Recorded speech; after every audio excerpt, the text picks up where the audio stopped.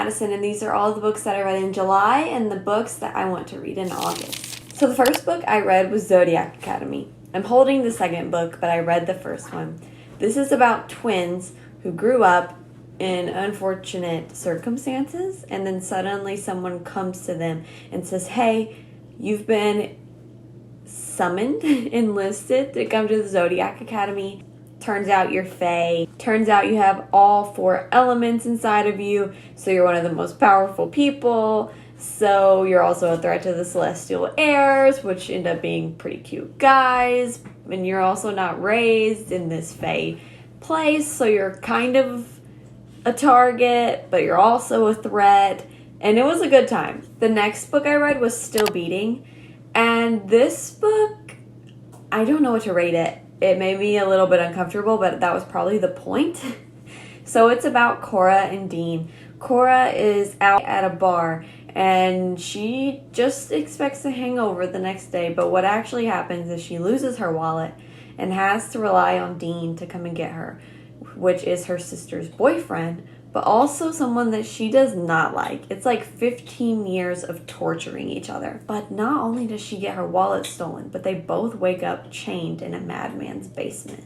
The next book I read was The Husbands. I absolutely loved this book. It is such a unique concept where Lauren comes home and finds that she's not single anymore. She's married and her life is totally different. But here's also the thing. Every time she sends her husband back up to the attic, a new husband comes down. It's a fun time. Next, I read Binding 13.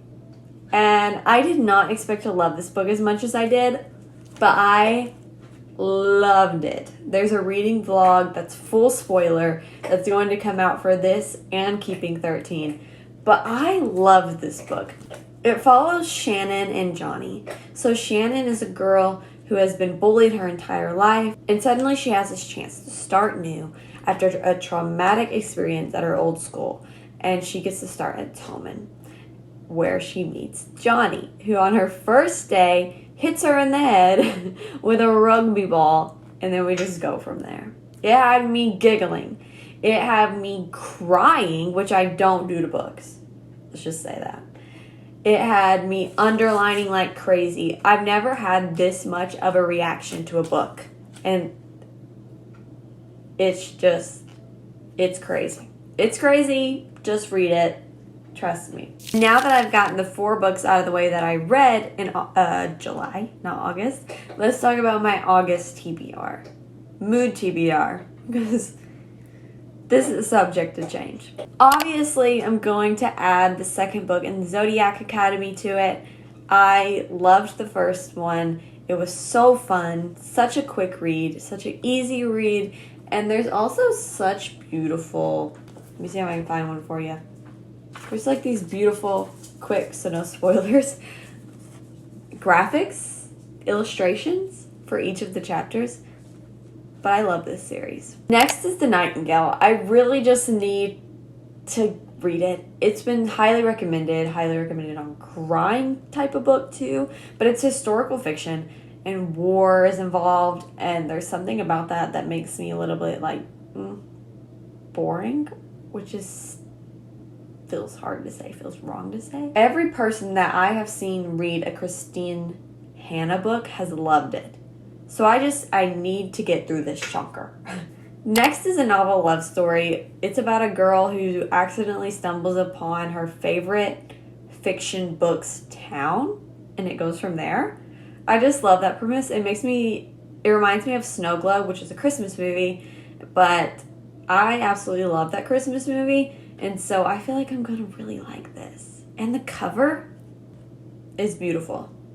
The ankle probably changed slightly, but the next book I want to read is 5 Questions, which is my book, or novelette. That's set to release August 19th, but I just want to read it while everyone else is reading it. 5 Questions is about Hazel, who grew up in a hard home life, and it's about what happens when you find someone who loves you and wants to spend time with you and cares about your well-being. what is expected of a teenager in that situation of being loved for the first time. Next, I want to read A Winter's Promise. The only thing I know about this is the girl can hold an object and see its past, and she can also travel through mirrors. I see this at the library, and I grab it every time, and then I end up returning it because I don't read it. And this has got to be the month that I finally get to A Winter's Promise. Next is Gallant. I'm in between this mood of like, it's still summer because it's so hot in Arkansas right now, but I'm also like craving fall a little bit. And so this is the one like spooky book that kind of like gets me into the fall a little bit. All I know is that a house has some mysteries to it and there's some mysteries to unravel. There's also graphics inside this or illustrations that kind of like intrigue me, like it's a journal or something. So this should be an interesting read. The cover is also kind of creepy. Next is Everything I Know About Love by Dolly Alderton. I've heard this is a memoir that reads like fiction, and because I don't read nonfictions really, besides the fact that I have 2 in this, which is kind of crazy, I hoping to dip my toes into it with this one. Speaking of nonfiction, this is 50 Women Every Christian Should Know. I don't think I'll finish this, but I would like to just kind of every so often pick up one of the women's stories and just give it a read and learn more. Last is obviously Keeping 13. I have to read it. I've already started it. We'll start there. But it is the second book after Binding 13, and let's just say I'm on chapter 14 and I'm furious.